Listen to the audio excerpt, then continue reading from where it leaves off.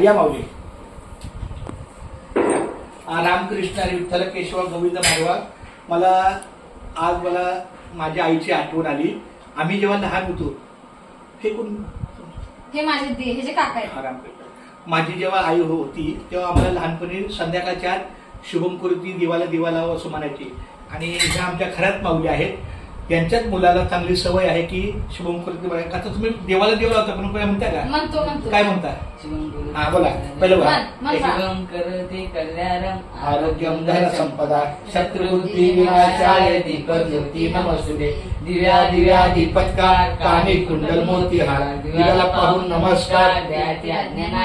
ज्ञान वैराग्य सामर्थ्य अखंड सेवा दास भक्ती प्राप्त नरती सर्व माणसांना उलटा आयुष्य लाभो. देवाजो देवापाशी उजेड पडो चरमपाशी. जय जय रणवीर सदा सर्वदा योग तुझा तुझे कारणे देह माझा पडा. उपेक्षू नको गुणवंता अनंता रघुनायका.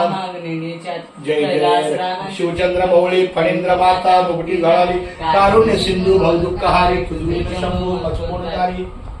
दिव्या दिव्या दीपत्कार काली कुंडल मूर्तिहार दिव्याला पाहून नमस्कार. विद्या मला येऊ दे फार.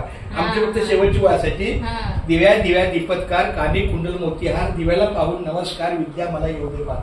तर आमच्या खरात माऊलीच्या घरी आलो. मला माझ्या बालपणीची आईची आठवण आली.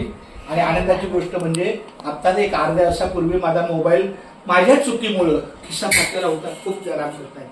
तर ह्या आमच्या माऊली आहेत. ह्यांच्या एक चांगल्या भक्तिभावाच्या बोलण्याने मला त्यामुळे की मिळेल आपल्या कष्टात. आणि माणूस कष्टच करतो तर खूप छान. पण एवढं दुःखी पण फार नव्हतो मी.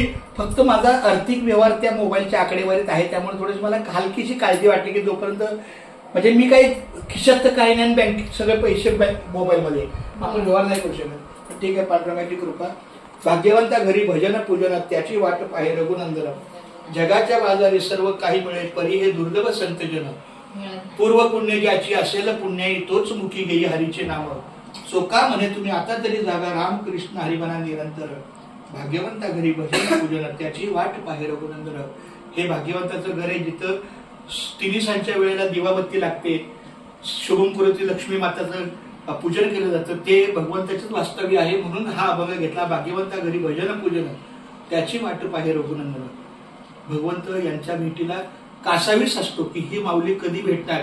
मला मला नाव घ्यायला माहित नव्हतं. हे नाव ओम आहे. पण एवढं मात्र खरं की मला दररोज कधीही जाता येता मला हा रामकृष्ण हरी बोलतो मुलगा. आणि आम्ही पण मग आता आपल्या दुकानाचं नाव काय माहितीये का? नामाचा बाजार. तुम्ही काय दुकानात ठेवले? काय नामाचा बाजार. नामाचा बाजार म्हणजे नाम घ्या आणि नाम द्या. रामकृष्ण हरी तुम्ही माझ्याकडे द्या आणि माझ्याकडून रामकृष्ण तुम्ही घ्या. ह्याला म्हणतात नामाचा बाजार. तर खूप छान धन्यवाद.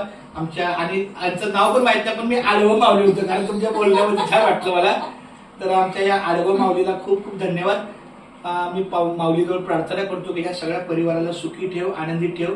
आणि अशी माऊलीच्या सेवेला कुणाला सहकार्य करण्याची भावना झाली तर त्याला यश मिळेल. माऊली रामकृष्ण.